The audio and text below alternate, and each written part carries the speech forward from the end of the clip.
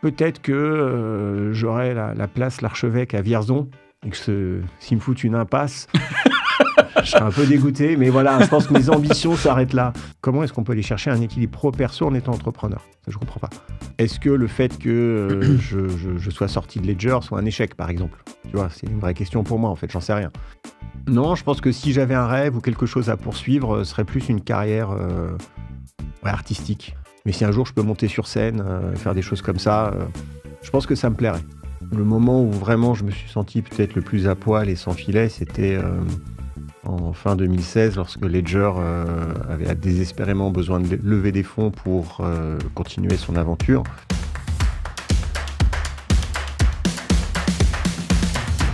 Bienvenue dans À poil et sans filet, le podcast qui met à nu les leaders d'aujourd'hui pour comprendre qui ils sont vraiment. Chaque semaine, je vous partage mes conversations dénudées avec des dirigeants et dirigeantes qui m'inspirent. Je suis convaincu que l'authenticité est le super pouvoir du leadership et que c'est en comprenant le dessous des cartes qu'on progresse vraiment. Je suis Mathieu Lolland, créateur de ce podcast, et aujourd'hui j'ai le plaisir de vous partager ma discussion avec Éric Larchevêque. C'est l'un des entrepreneurs français les plus connus et j'ai eu beaucoup de mal à l'avoir, alors écoutez cet épisode jusqu'au bout. Il est très connu notamment parce qu'il a cofondé Ledger, une licorne des crypto-monnaies aujourd'hui, mais aussi plein d'autres projets comme AlgoSup, une école d'informatique, CoinHouse, et puis aussi évidemment un incubateur à Vierzon pour revaloriser sa ville d'origine. Il est très connu aussi évidemment du grand public avec Qui veut être mon associé sur M6. C'est un patron qui m'inspire énormément parce qu'il est très généreux. Il m'a tout de suite accepté de rejoindre cette interview. Il donne aussi beaucoup d'argent évidemment à de nouveaux entrepreneurs pour les soutenir. Et puis il est capable de jongler entre des centaines de projets. Vous allez le découvrir comme vous ne l'avez jamais vu dans cet épisode où on va parler de son enfance. On va aussi parler de son rapport à la célébrité, au succès et à la mort. On va parler aussi de sa pire expérience professionnelle, mais aussi de ses investissements en start-up et dans le Bitcoin. Et puis évidemment, de sa vision de l'entrepreneuriat aujourd'hui.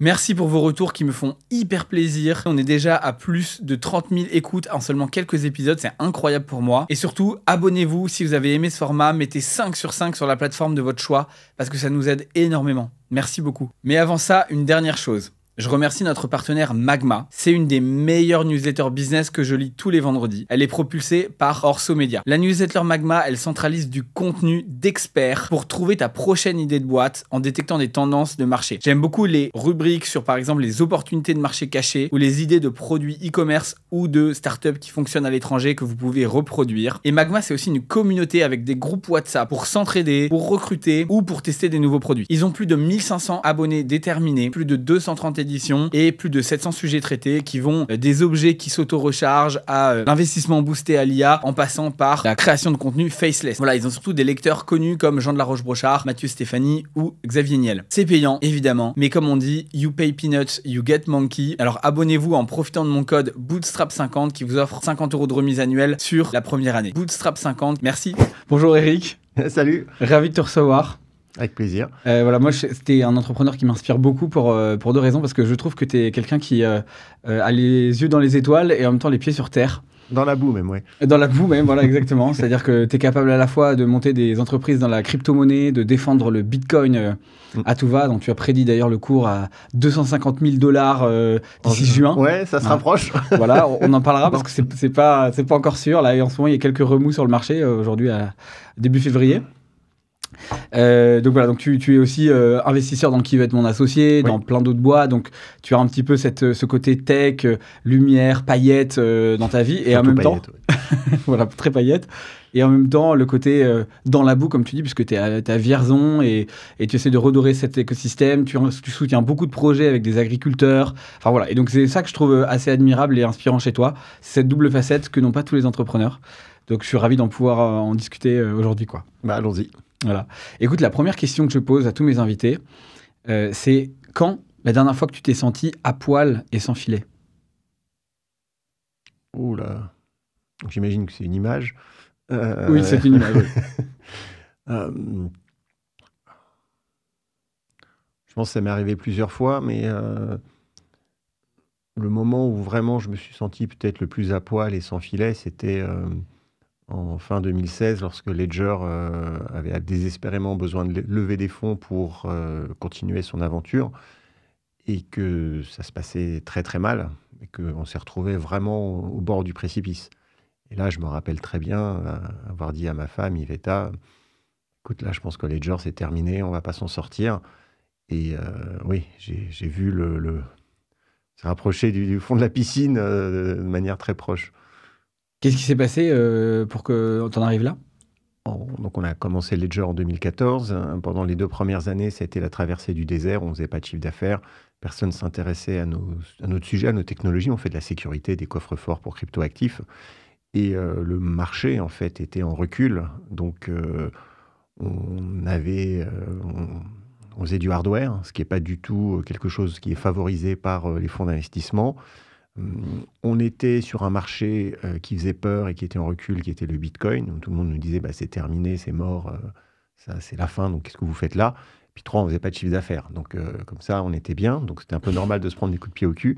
Mais, et donc là, oui, j'étais à poil et sans filet. Ouais.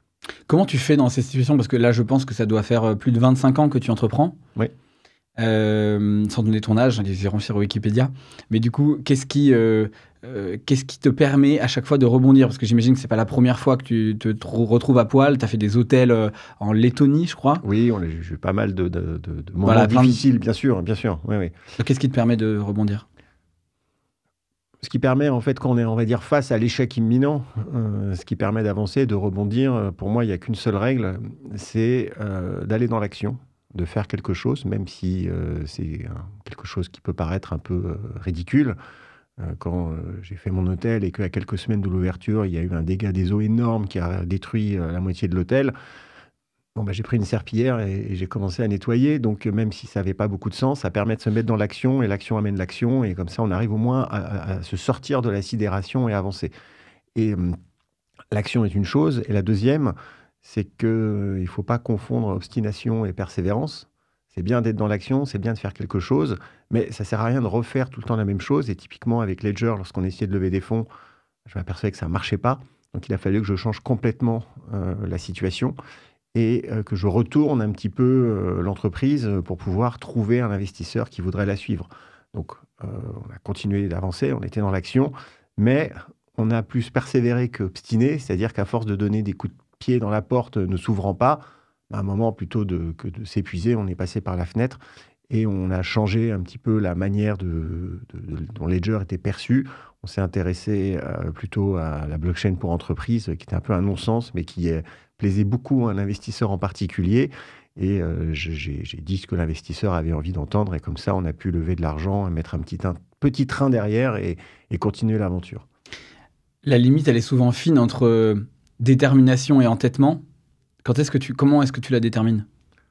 La différence, elle est très simple, c'est l'écoute. C'est-à-dire qu'on a beau être quelqu'un avec plein de détermination, qui a beaucoup d'énergie, qui est prêt à défoncer toutes les portes et ne rien lâcher, on lâche rien, c'est ce qu'on entend tout souvent avec les entrepreneurs, c'est super, mais ça ne marche que si on a de l'écoute, une certaine forme d'humilité, hein, évidemment, et la capacité de pouvoir changer les choses et de changer la manière dont on va prendre des décisions et avancer.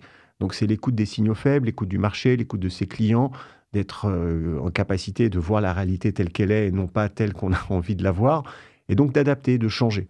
C'est pour moi là la grande différence entre l'obstination et la persévérance, c'est la capacité de pouvoir se remettre en question et de changer ses actions. Mais toi, du coup, par exemple, dans ces moments-là, est-ce que prenons l'exemple de Ledger que tu viens de donner. Donc, tu arrives à un moment donné où tu es quasiment au bord de la faillite. Il va falloir que tu retournes ton modèle. Le marché n'est probablement pas prêt parce que les crypto-monnaies, en effet, il y a 10 ans, c'est pas du tout mature. Ouais. Ça commence aujourd'hui avec des ETF et plein de choses, mais ça l'était pas du tout. Qu'est-ce que tu fais, tu vois? Est-ce que tu te donnes des deadlines? Tu te dis, en fait, je me donne encore 3 mois, 6 mois, un montant d'investissement. Tu vois, comment tu décides? De toute façon, je n'avais pas le choix. Il fallait que je trouve au moins 5 millions et puis il me restait que quelques mois. Donc, de toute façon, j'étais le dos au mur. Et c'est quand on est le dos au mur qu'on retrouve les meilleures ressources, hein, puisque là, en fait, on n'a pas le choix et il n'y a pas vraiment de discussion possible. Et il faut s'adapter à ce qui se passe, ce qui arrive, saisir les opportunités. Et vraiment, c'est ce qu'on a fait. Lorsqu'on a vu qu'on avait des investisseurs qui vraiment cherchaient, s'intéresser à l'idéation blockchain pour entreprises, enfin des sujets qui étaient un peu lointains pour nous et pas très intéressants, mais qui correspondaient à leur feuille de route, on s'est précipité dans la brèche et on a transformé, sur le papier en tout cas, Ledger en champion du fumigène blockchain, quoi. En effet, moi, j'ai moi-même, peut-être pas que je le dise aujourd'hui parce qu'il y a beaucoup de menaces sur les gens qui possèdent des crypto-monnaies, mais moi j'ai moi-même de Ledger, j'adore et je retrouve ça très valorisant d'avoir un actif physique dans un monde où tout est digital ou alors tout est institutionnalisé. Ouais, quoi. ça Donc permet de donner en fait un peu de contenance à cet actif et surtout d'ajouter un vrai niveau de sécurité qui est indispensable vu la valeur grandissante de ces actifs. Oui, bien sûr.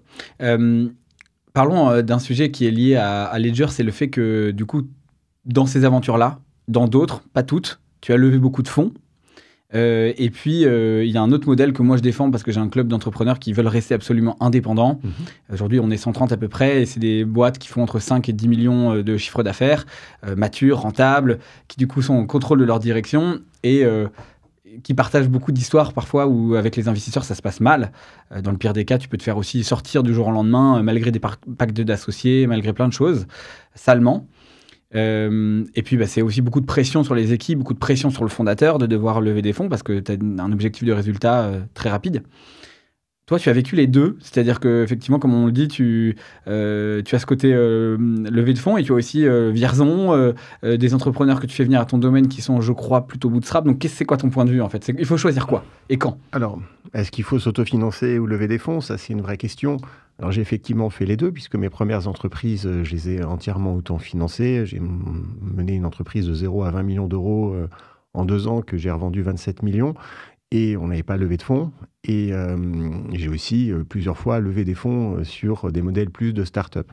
Alors, c'est vraiment 2 salles, 2 ambiances. Et il y a une typologie assez différente de la manière d'entreprendre et de voir les choses. Aujourd'hui, moi, j'aurais plutôt tendance, et malgré ce que je fais chez qui veut être mon associé, plutôt tendance à pousser les gens les entrepreneurs vers le bootstrap. Pourquoi ?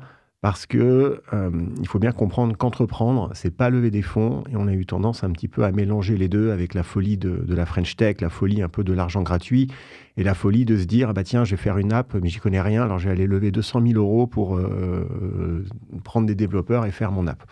Lever des fonds, évidemment que c'est important, que c'est bien, mais ça doit correspondre à un vrai modèle vertueux où il est impossible de faire autrement. La vraie notion de start-up, c'est de travailler pendant des années sur une technologie complexe qui va nécessiter des investissements importants et qui ne peut pas, par nature, s'autofinancer. Dont les cryptos, en effet. Et donc, Ledger, qui nécessitait pas mal de R&D en technologie, qui était sur un marché qui était encore petit, et il fallait être patient, il fallait donc investir beaucoup. Et on a dû investir, au total, Ledger a levé un demi-milliard. Donc là, on est vraiment dans la notion de start-up qui lève des fonds. Mais ce n'est pas du tout un modèle qui fonctionne pour tout le monde. Donc, sur la question à choisir, la première question, c'est pourquoi lever des fonds ? Qu'est-ce qu'on va vraiment en retirer ? Et il y a une qualité d'un entrepreneur qu'on a un peu tendance à oublier, qui est pourtant essentielle, c'est la patience.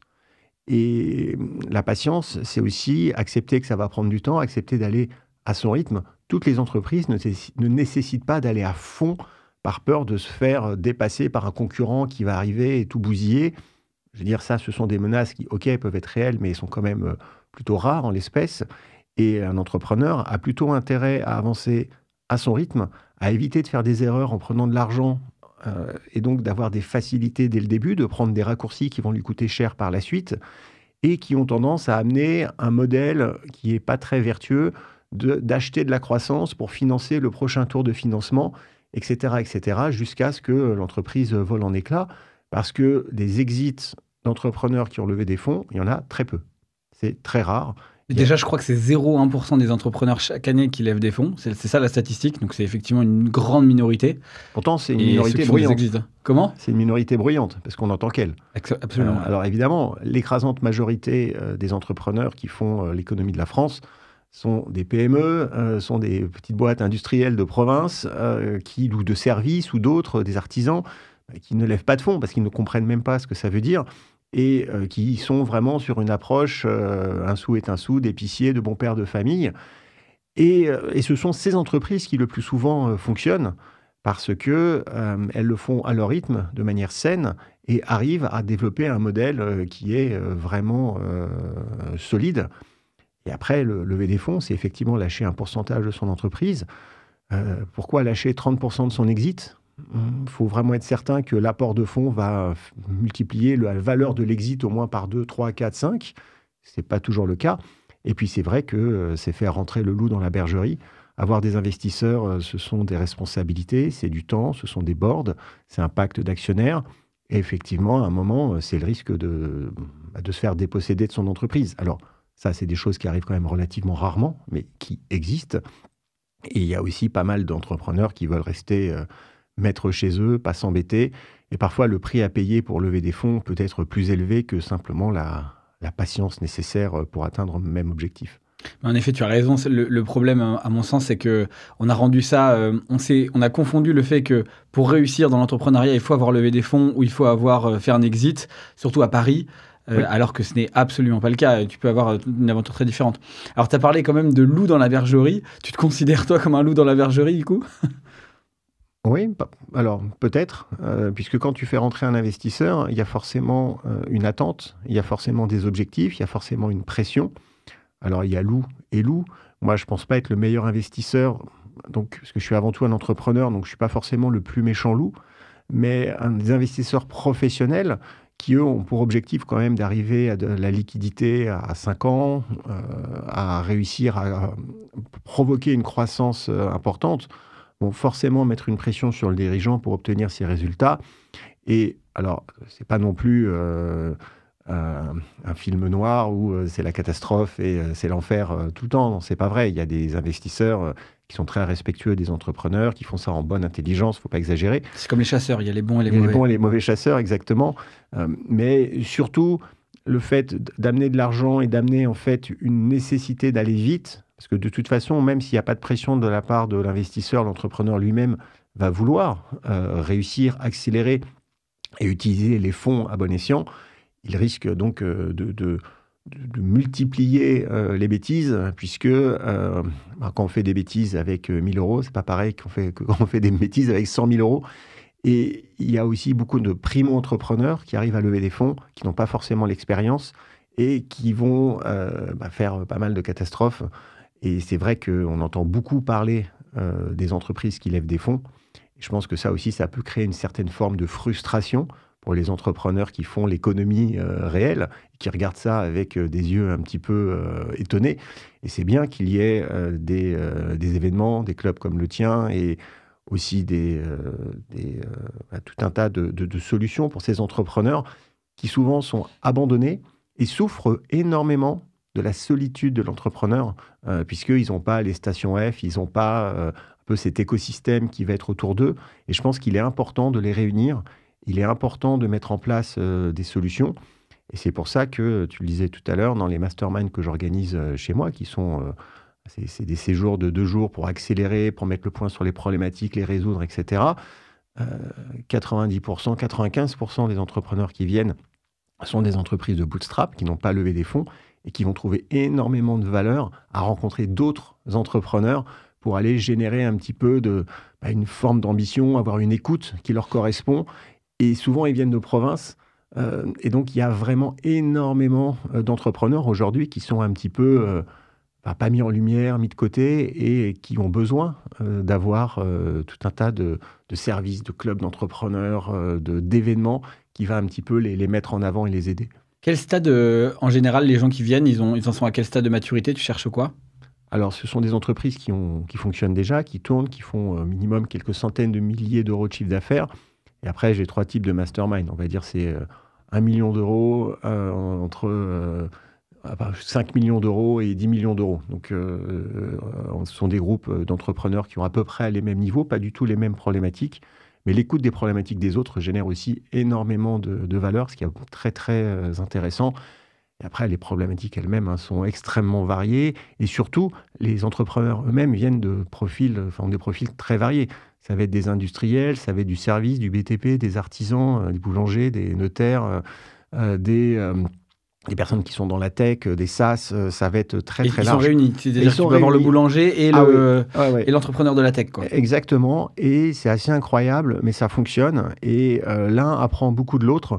Et ils viennent avec des problématiques diverses. Ça peut être des problèmes d'associés, des problèmes d'exit, comment vendre, comment valoriser, comment recruter, comment déléguer, Donc, il y a vraiment énormément de questions qui sont là, mais qui, à la fin, quel que soit quelque part le niveau de développement de l'entreprise, quelle que soit la typologie du business, on en revient quand même souvent à des fondamentaux qui sont les mêmes.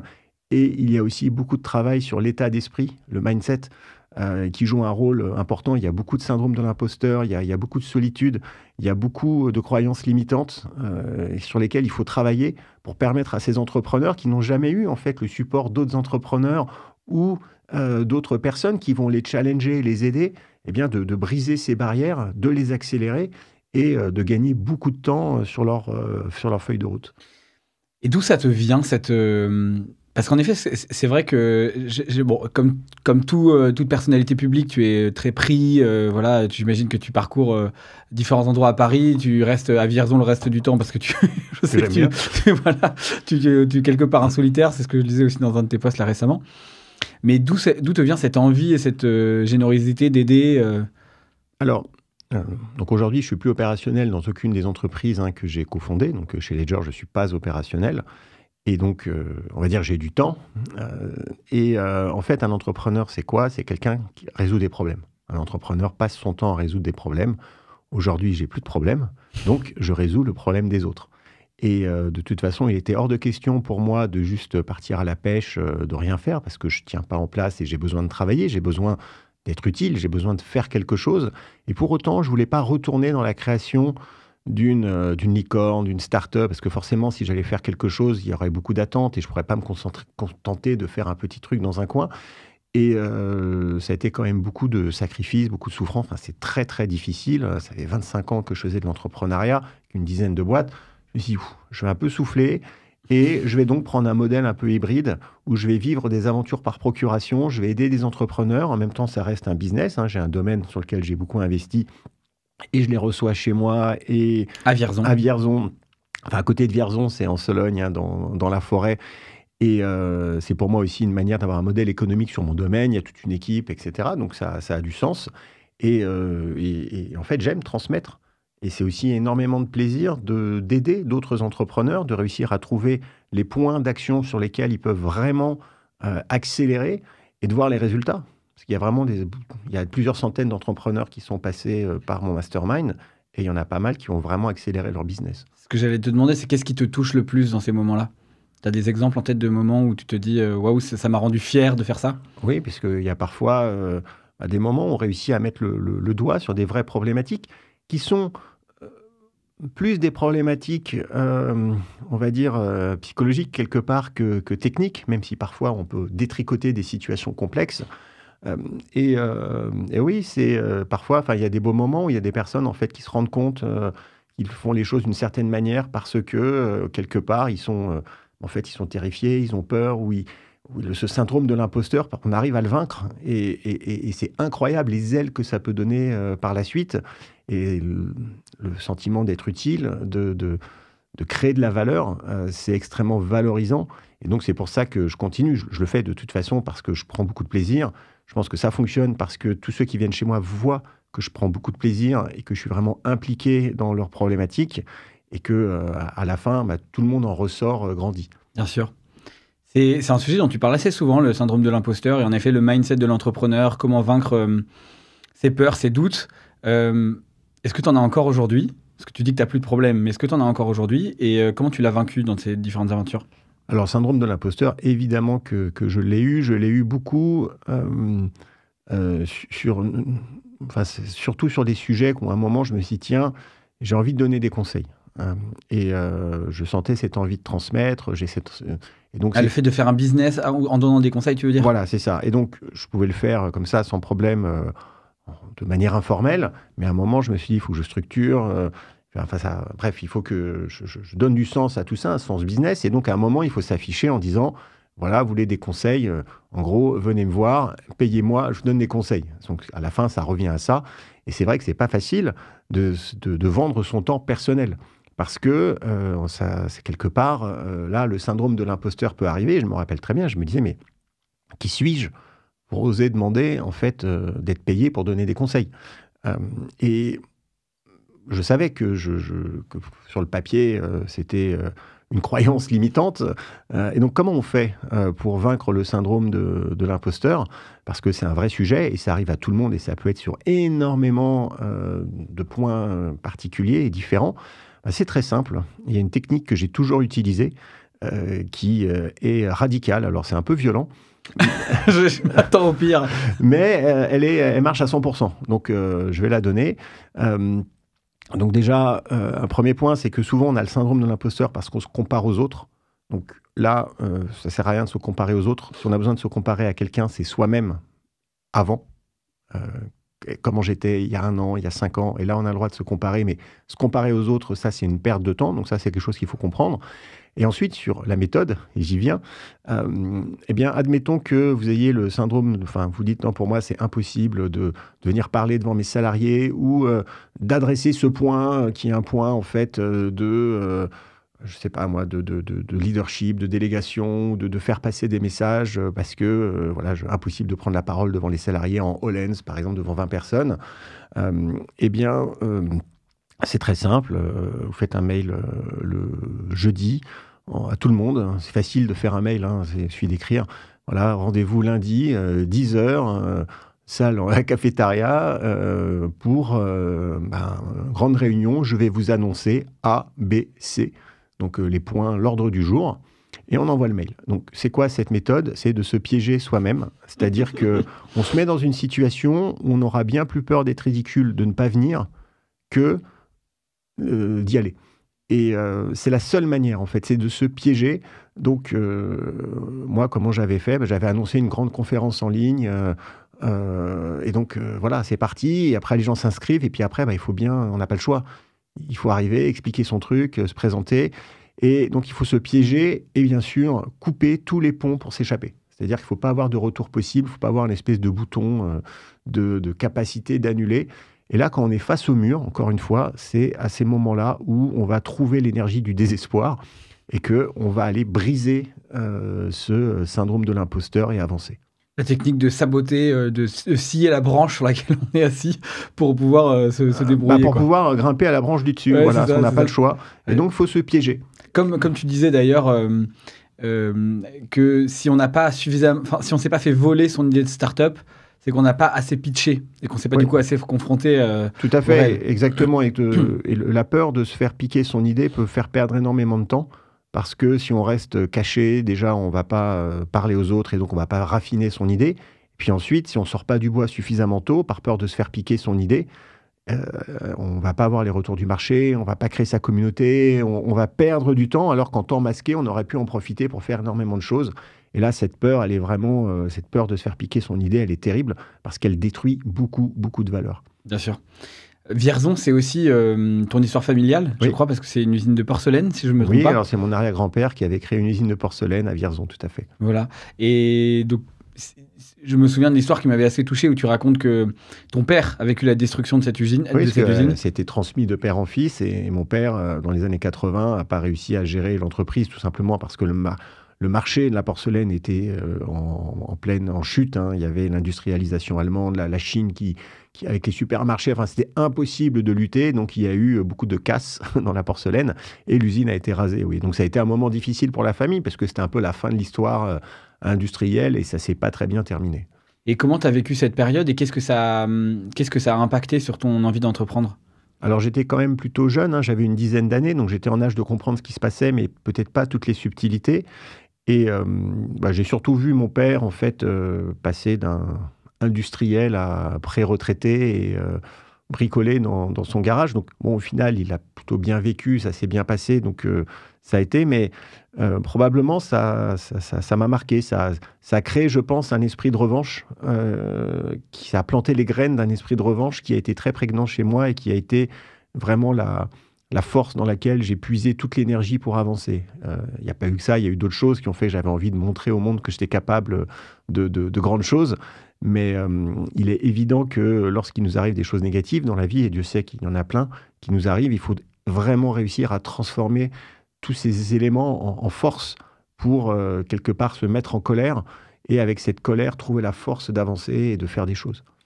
C'est intéressant que tu dises ça parce que j'interroge beaucoup d'entrepreneurs. Je ne sais pas si tu connais Guillaume Houbèche, par exemple, de l'Empire. Oui, bien sûr. Voilà, qui est un copain à moi et qui me disait, là, dans l'épisode qu'on a tourné ensemble, qu'effectivement, son enfance qu'il a vécue dans des quartiers un peu défavorisés à Paris lui a donné la niaque de réussir. Le fait que son père se faisait aussi poursuivre en justice alors qu'il n'avait pas beaucoup d'argent, ça lui a donné vraiment cette rage d'aller gagner de l'argent, déjà, parce qu'il est effectivement un des meilleurs entrepreneurs, je pense, de sa génération. Et en même temps, on se disait que au bout d'un moment, le moteur de revanche, il est plus suffisant. C'est-à-dire que c'est quand même un moteur de haine quelque part. Là où, si tu veux juste être bien dans tes baskets, tu as besoin aussi, tu vois, d'un moteur d'amour, de joie. Voilà. Donc, comment tu vois les choses, toi Est-ce que tu es toujours dans cette haine, du coup, ou est-ce que tu arrives quand même à Alors, être dans c'était pas une haine, parce que c'était plus une volonté de revanche. Donc, le terme haine, j'irai pas jusque-là. Donc il y avait une rage, effectivement, donc on peut se dire, ok, en tout cas ça puise dans quelque chose de négatif, mais il y a un moment, certes, qu'on commence à avoir ses premières réussites, oui, on se dit, ok, ça y est, c'est bon. Il n'y a plus besoin de prouver. Plus besoin de prouver, ou moins. Et après on continue parce qu'on a envie de faire de grandes choses. Et là c'est plus philosophique, c'est... plus l'envie de marquer sa génération, plus l'envie de laisser une empreinte dans l'histoire, envie de... Là, c'est vraiment de l'introspection et on est sur des questions existentielles, je pense. Et c'est plutôt ça qui prend le relais par la suite, notamment quand je faisais Ledger et que je voulais vraiment en faire une licorne, une grande entreprise. C'est pas parce que je voulais... montrer à ceux qui m'avaient un peu embêté au lycée que j'étais capable de le faire. Je pense que c'est quelque chose de plus existentiel, de montrer à l'univers plutôt qu'on est capable de faire des choses, et c'est pas forcément dans un esprit de haine ou de rage négative, mais de conquête et d'envie en fait d'explorer, de construire, de faire, qui est plus au final plus positif et qui est un moteur assez puissant. Ok, c'est intéressant. C'est intéressant les moteurs, effectivement, qui viennent souvent de l'enfance. Et toi, par exemple, quand tu avais 10 ans, tu rêvais de faire quoi ? Moi, quand j'avais 10 ans, je rêvais de construire des ordinateurs. C'est-à-dire, moi, la seule chose qui m'intéressait, c'était d'être ingénieur en ordinateur. J'étais fasciné par ces machines et je voulais les concevoir. Et donc, je savais qu'il fallait que je fasse ingénieur, il fallait que je sois bon en maths, bon en physique. Et c'est tout ce qui m'importait. Et je passais tout mon temps à programmer sur ces ordinateurs. Alors, c'était des ordinateurs d'une autre époque, hein, c'est pas ceux qu'on avait aujourd'hui, donc il n'y avait pas grand-chose à faire. On pouvait juste programmer.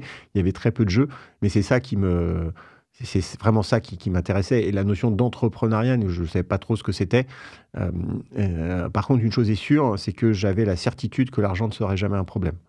J'avais cette croyance en moi que quoi qu'il arrive, je me débrouillerais. Et ça, c'était très, très clair chez moi, assez jeune. Je ne sais pas pourquoi. Parce que bon, alors je ne suis pas né dans la rue ou dans la misère, mais donc ça allait plutôt bien, mais sans qu'on soit une famille riche. Mais je me disais, ça, c'est bon. Donc, pas de problème, j'y arriverai. Et je pense que j'ai toujours eu un peu cet esprit de débrouillardise, puisque même au lycée, ensuite en école d'ingénieur, je faisais mes business, je faisais mes trucs. Je pense que j'avais ça en moi de bricoler pour gagner un peu d'argent. Et donc, je me disais, bon, bah, ça, ce ne sera jamais un problème. Tu vendais tes services pour réparer des ordinateurs ? Non, j'étais plus à mordre la ligne jaune. On piratait des jeux, je les vendais. Ensuite, je piratais des décodeurs Canal+, je faisais de l'électronique. Donc, il y a prescription aujourd'hui ou pas ? Oui, il y a prescription, donc il n'y a pas de problème. Mais non, j'étais quand même plus un petit filou qui mordait la ligne jaune un peu, voire beaucoup.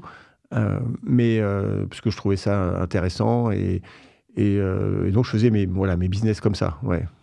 Et quand est-ce que tu as su que tu voulais devenir entrepreneur, lié peut-être à ce désir d'ordinateur ? Alors, ça s'est fait quand j'étais en dernière année de mon école d'ingénieur pour avoir mon diplôme. J'ai fait un stage dans une grande entreprise, Philips Semiconductors, et là, je me suis aperçu que je ne pourrais jamais travailler dans une entreprise parce qu'il y avait un manque de sens. C'était pas possible. On était des engrenages dans une machine dont on ne comprenait pas l'aboutissement. Je travaillais sur la télévision numérique terrestre qui a mis 15 ans à aller sur le marché. Donc, on était très, très, très loin du produit, du client, de tout. Les décisions tombaient, on ne comprenait pas d'où ça venait. Donc, je me suis dit, non, là-dedans, je ne pourrais pas m'épanouir. C'est juste pas possible, c'est horrible. Je ne veux pas passer ma vie à prendre le RER pour aller là-bas, bosser, repartir. Non, c'était insupportable. Et donc, c'était l'époque où il y avait Internet qui se développait en 96. Et les opportunités étaient là. Et j'ai commencé à développer une boîte avec un associé pour faire des sites. Et c'est venu assez naturellement. En fait, c'est un rejet du salariat qui m'a emmené à l'entrepreneuriat. Parce que pour moi, un entrepreneur, c'était quelqu'un qui construisait des maisons. Et ça ne faisait pas du tout partie de mon schéma mental. En tout cas, à l'école, on n'en parlait pas. Mon père, malgré l'usine de porcelaine, tout ça, m'en parlait pas, parce que ça, c'était de l'industrie, c'était pas c'était trop loin, trop gros. Enfin, je m'étais jamais projeté là-dedans. Donc, c'est vraiment le rejet du salariat. C'est intéressant que tu dis ça parce que, en effet, je constate chez beaucoup de patrons de boîtes qu'il y a une forme de rejet de l'autorité qui est souvent liée à effectivement des expériences enfantines. Hein. Tu peux avoir des parents trop autoritaires et tu te dis, moi, plus jamais, je veux être soumis à la décision d'autrui. Tu peux aussi effectivement vivre dans un grand groupe et te dire, c'est insupportable, la hiérarchie, je ne trouve pas de sens. Et en même temps, j'ai le sentiment que parfois, c'est un peu vain. C'est-à-dire qu'il y a des gens qui ne sont pas faits pour être entrepreneurs, mais qui refusent l'autorité. Tu vois. Et donc, est-ce que c'est un bon moteur ? Est-ce que c'est suffisant de refuser d'être salarié, entre guillemets, pour être entrepreneur ? Ou est-ce qu'il faut autre chose ? Et dans ce cas, quoi ? Alors, je vois pas ça comme un refus d'autorité. Parce que moi, ça me dérange pas d'être sous l'autorité de quelqu'un que je respecte. C'est plutôt un refus de la médiocrité. Et c'était plutôt ça, le moteur. Parce que là, je me disais vraiment... j'avais pas du tout l'impression de faire partie d'un projet incroyable avec des gens incroyables. Et donc, bien sûr qu'il faut quelque chose de plus. Il faut avoir une vision, une envie, une force, une rage. Parce que de toute façon, quand tu deviens entrepreneur, et moi en 96, 97, 98, je travaillais 120 heures par semaine, je dormais au bureau par terre. Je me suis aperçu que, en fait, ce que je voulais, ce que j'ai toujours voulu, c'était travailler, en réalité. Pourquoi je me suis dit, chez Philips, ça ne va pas marcher, parce que c'était 9h, 17h. Je ne voyais pas de sens. Il n'y avait pas, en fait, de détermination nulle part. Et moi, tout ce que je voulais, et même quand j'étais plus petit, moi, je me projetais, je me disais, je travaillerais toute la nuit, le jour, à construire des ordinateurs, à développer des choses. Et donc, c'est plutôt cette envie, cette obsession, en fait, de construire, de travailler, qui était là. Et quand tu travailles pour toi-même, tu n'as pas de limite. Tu peux bosser la nuit, tu peux bosser le week-end, tu bosses tout le temps. Et j'ai jamais été autant heureux que lorsque je travaillais en permanence, parce que en fait, j'avais l'impression d'accomplir mon destin. C'est intéressant. Et du coup, ça fait plusieurs fois que tu parles de destin. C'est quoi ton destin, toi, tu penses ? Je sais pas. Ou comment t'aimerais peut-être que les gens se souviennent de toi ? Wow. Il est 10h30, Éric Larchevêque. Ouais. Je sais pas. Déjà, si on se souvient de moi, ce sera super. Mais honnêtement, d'un autre côté, tu sais, quand tu zoom out, et tu regardes le système solaire, l'univers, l'entropie, tu te dis, on n'est même pas une espèce de petit glitch dans l'histoire de l'univers. Donc, tout ceci n'a pas une grande importance.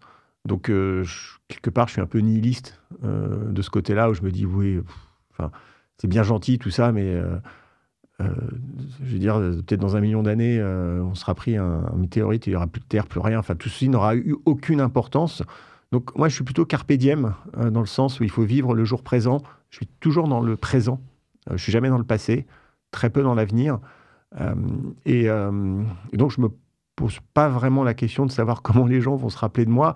Je pense que j'avais cette volonté de marquer la génération et de se dire, OK, j'ai pu faire quelque chose de grand, parce que quitte à construire un château, autant faire le plus gros château possible. Mais à la fin, si on m'oublie complètement, je me dis, mais c'est normal, quoi. Tu vois, et il n'y a aucune raison, et c'est pas grave. Ça t'angoisse pas, quoi. Ah non, mais pas du tout. Pas du tout. Je me dis, en fait, peut-être que j'aurai la place L'Archevêque à Vierzon, et que s'ils me foutent une impasse, je serais un peu dégoûté, mais voilà, je pense que mes ambitions s'arrêtent là. Ok. Tu es croyant, toi, ou pas ? Non. Non, alors, pas c'est compliqué, mais non, en fait, je pense que j'ai une certaine forme, en fait, de réflexion qui dépasse le nihilisme le plus pur. Mais non, je ne crois pas. Si Dieu existe, pour moi, c'est l'entropie, le hasard. Enfin, j'ai une approche plus scientifique, philosophique de l'existence d'un être supérieur. Mais non, je ne crois pas. Je respecte les croyances, mais bon, pour moi, c'est plus un mode de vie, une superstition qui permet aux gens de rentrer dans des cases et d'agir selon des préceptes qui leur permettent d'avoir un ordre dans leur vie. Mais après, quand il arrive des choses horribles, je comprends que des gens en fait se raccrochent et croient. Ça, c'est très personnel et moi, j'ai aucun problème avec les croyants. Si ça les aide à être plus heureux, tant mieux. En fait, c'est génial. Et cette notion de béatitude de la foi, c'est super.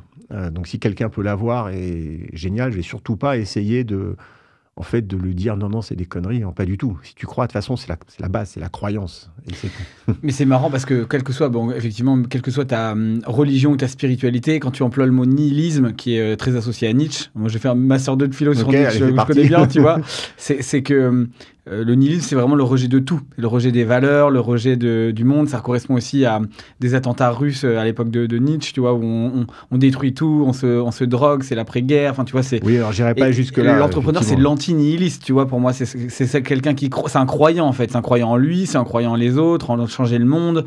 Tu vois, t'es obligé d'être une forme de croyant. Oui.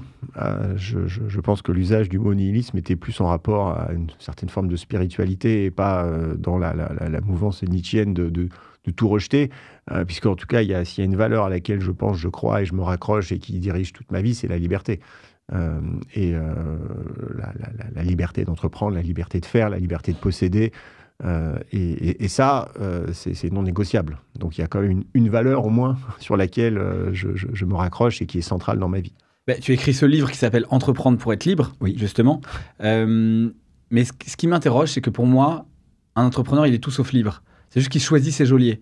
Oui, il choisit sa prison. Il choisit sa prison. Bien sûr, je suis entièrement d'accord, mais à partir du moment où il fait ce qu'il aime, ce qu'il veut, et qu'il a choisi sa prison, super. Et cette liberté, elle est dorée, mais c'est juste le reflet des barreaux de la prison qui sont eux-mêmes dorés. Donc, bien sûr qu'un entrepreneur, c'est quelqu'un qui est libre dans sa tête, puisqu'il fait ce qu'il veut. Comme Diego. Mais oui, mais c'est aussi quelqu'un de très égoïste, puisque pour réussir à se mettre dans cette prison, peut-être que parfois, il s'éloigne des autres. Il s'éloigne de sa famille, il s'éloigne d'autres choses, de sa vie sociale, parce qu'il a choisi, quelque part, d'être un peu nihiliste. C'est pour ça que j'utilise un peu ce mot, qui n'est pas un rejet d'absolument tout et de se droguer, de rien faire, mais qui est plutôt en fait d'une obsession, d'une requête, d'une recherche de création de son entreprise, de son idée, de je ne sais pas quoi, qui est tellement forte que rien d'autre ne va exister et tout le reste va être rejeté. Et donc, c'est la raison pour laquelle, moi, je pense très fortement qu'un entrepreneur est égoïste. Donc, il peut y avoir de la générosité, il peut y avoir du partage, mais moi, je sais que j'ai choisi d'entreprendre et rien n'aurait pu me faire sortir de cette voie. Et j'ai toujours pris mes décisions par rapport à ça. C'est difficile parce que le rôle de dirigeant et d'entrepreneur, c'est quand même... Quand le succès est là, il est toujours collectif, puisque tu es censé aussi féliciter les salariés, féliciter les investisseurs, féliciter les associés, clients, les associés, tout le monde. Bien sûr. Mais quand ça merde, tu es tout seul. C'est-à-dire que ultimement, la responsabilité, c'est toi si ça crache. Tu es d'accord avec ça? Tu trouves ça injuste ou tu trouves ça normal? Non, je suis d'accord. Je suis d'accord, mais je rajouterais que l'échec, comme le succès, sont transitoires. Et que, de toute façon, ce ne sont pas des choses sur lesquelles tu peux te raccrocher longtemps. Et donc, c'est pas grave, parce que ça passe, de toute façon. Ok. Et c'est quoi ton dernier échec, tu penses, toi? Mon dernier échec?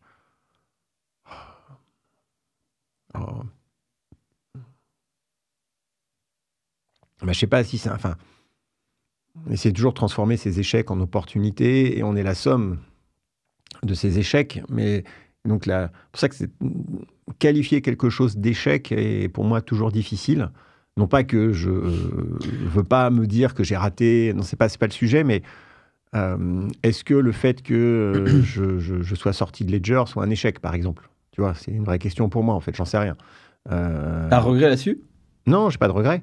Mais à un moment, moi j'étais parti pour diriger Ledger pendant longtemps, puis à un moment il y a eu une histoire, une bataille de board, etc. Et puis à la fin je suis parti. Donc c'est une décision que j'ai prise, mais qui était un peu forcée, et je pense que j'avais perdu la confiance des investisseurs, du board. Voilà, ça peut être un échec. Tu vois, on se dit quand même, à la fin... Un revers, quoi. Oui, voilà, un revers, un échec. En tout cas, sur le moment, je ne l'ai pas vécu comme une victoire en tout cas. Donc pour autant, ça m'a ouvert d'autres portes et ça a contribué à faire qui je suis. Et je suis probablement plus heureux aujourd'hui que si j'étais resté chez Ledger. Donc c'est pour ça que c'est très difficile de se dire est-ce que c'est un échec ou alors est-ce qu'en fait finalement c'était pas une opportunité qui a transformé ma vie de la bonne façon. Et sinon, après, oui, il y a des échecs. J'ai investi dans des boîtes, j'ai fait trop confiance à des dirigeants, et elles se sont plantées, où j'ai voulu croire des choses, où je me suis raconté des histoires, et à la fin, j'ai pris des bouillons et j'ai perdu beaucoup d'argent. Voilà, et je peux m'en prendre qu'à moi-même. Et donc, bien sûr, et là, je me dis, en fait, franchement, je ne suis pas un bon investisseur, parce que je suis un entrepreneur à la base. Et c'est pour ça que l'investissement, aujourd'hui, c'est quelque chose que je limite. Je le fais dans Qui veut être mon associé, parce que c'est du give back, parce que c'est un format que j'aime bien, et je trouve que c'est super de montrer aux Français qui sont ces entrepreneurs qui viennent de tous les horizons, qui ont des histoires incroyables à raconter, et de les réconcilier, par exemple, j'ai adoré, voilà, de les réconcilier avec la notion de succès. Et voir que finalement, ce sont des entrepreneurs et pas des patrons du CAC 40. Enfin, on sort du fantasme que l'on peut connaître chez les Français. Donc, pour ça, cette émission, pour moi, elle est d'utilité publique et je veux continuer à la faire. Mais après, pour l'investissement, je travaille avec Blast, qui est le fonds d'Anthony Bourbon, à qui j'apporte des deals. Et voilà. Mais ce n'est pas pour moi une volonté d'y continuer. Je comprends. Eric j'en ai éternué. Ouais, voilà. J'ai failli éternuer, mais non, ça va. Il a réussi à se contrôler. Ne jamais retenir un éternuement, me disait ma grand-mère. Mais non, il est parti tout seul. Qui lui a fait peur. Non, mais je reviens quand même sur ce moment de Ledger, parce que je pense que beaucoup d'entrepreneurs vivent des périodes difficiles, des moments où effectivement... tu vois, je pense à une entrepreneur de mon club qui s'est fait salement harceler par le fonds, sortir, etc. Et puis d'autres, parfois, qui doivent quitter les aventures parce que ça se passe pas bien. Tu vois, on dit souvent, enfin, c'est Jacques Attali qui disait moi, je m'autorise 24 heures de découragement, qui est une belle phrase, qui est une grande phrase, tu vois. Est-ce que tu trouves que c'est vrai? Et toi, par exemple, dans ce moment-là, comment tu gères, tu vois? Comment tu gères quand tu te retrouves à effectivement être un conflit de board, les mecs te disent c'est quand même ta boîte, tu l'as montée depuis le début, tu l'incarnes, mais en fait, t'es plus la bonne personne pour la prochaine étape. Comment tu vis ça? Comment tu te relèves, en fait? Tu t'autorises 24 heures de découragement. Ou plutôt, dans mon cas, c'était quelques heures de découragement parce qu'on était un peu pris dans l'étau, il fallait aller très très vite. Mais oui, cette phrase, elle est excellente, elle est très vraie et elle correspond un peu à tous les moments difficiles que j'ai pu vivre. On s'autorise quelques heures, quelques minutes de découragement et après on repart. Et voilà, quand on est face à une forme d'abîme, et c'est vrai que là aussi j'étais nu et quoi? C'est nu et quoi? Non, pas nu et culotté, c'est à poil et sans filet. Voilà, là j'étais à poil et sans filet, effectivement, j'aurais pu prendre ce moment-là. Parce que j'étais face à un choix. Soit je retournais la table, je reprenais contrôle de l'entreprise via les actionnaires, je dissolvais le board et dans le sang, je reprenais en fait ma place de CEO. Soit j'acceptais de tomber sur mon épée et quelque part de prendre le bon rôle du gars qui accepte et qui fait pas chier. Donc ça a été une décision qui n'était pas simple parce que d'un côté, j'abandonnais tout ce que j'avais construit. Et je renonçais en fait à être le CEO de ma boîte et à vivre des années incroyables. Certes, la boîte était dans la difficulté, mais en fait, il y avait quand même le marché, l'environnement avait pas mal en fait d'impact sur la réalité des chiffres. Et du reste, quand le marché s'est mis à remonter, la boîte s'est mise à remonter. Donc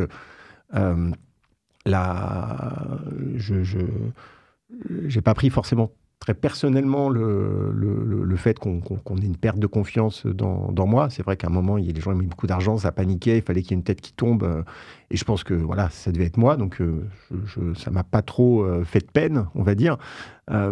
Mais il y avait cette décision. Et donc, d'un côté, renoncer à tout ça. Et de l'autre côté, c'était une porte. Je sais pas ce qu'il y a derrière. Et je me suis rappelé un peu les jeux de rôle sur papier. C'est des livres dont tu es le héros. Je sais pas si c'est oui, je vois populaire. très bien ce que c'est. Oui, où tu choisis avec un dé ou à quelle page tu vas, c'est voilà, ça? Où en fait, tu as des décisions. En fait, tu es dans un couloir, j'adore, il y a j'en ai deux portes, porte de gauche, porte de droite. Et je me suis un peu fait cette réflexion. Et il y avait une porte, je savais qu'elle allait mener à une espèce de donjon rempli de créatures de haut niveau qu'il allait falloir contre lesquelles je me batte et que ça allait être très compliqué. Et puis une autre, en fait, une porte... on voit derrière, il y a un champ, la lumière, mais on ne sait pas, quoi. On ne sait pas ce qu'il y a. Est-ce que le champ est miné? Ça, j'en sais rien. Et donc, je me suis dit, dans le doute, je vais prendre en fait la solution dont je crois que c'est Elon Musk qui dit ça, et c'est dans une... Quand il y a un choix, il faut prendre celui dont le niveau en fait d'entertainment va être le plus élevé. Tu vois, et je me suis dit, ok, c'est peut-être le strass, les paillettes, je ne sais pas ce qu'il y a derrière cette porte. J'ai la chance qu'elle s'ouvre. Je me suis plutôt dit ça, plutôt de me dire, putain, mais pourquoi, quelle merde. Je me suis dit, j'ai la chance qu'une porte s'ouvre. C'est rare dans la vie, en fait, que des portes s'ouvrent comme ça. Je me suis jeté dedans. J'ai ouvert la porte, je l'ai refermée. Je n'ai pas regardé en arrière. Certes, ça a été difficile émotionnellement à gérer. Enfin, ça n'a pas été simple.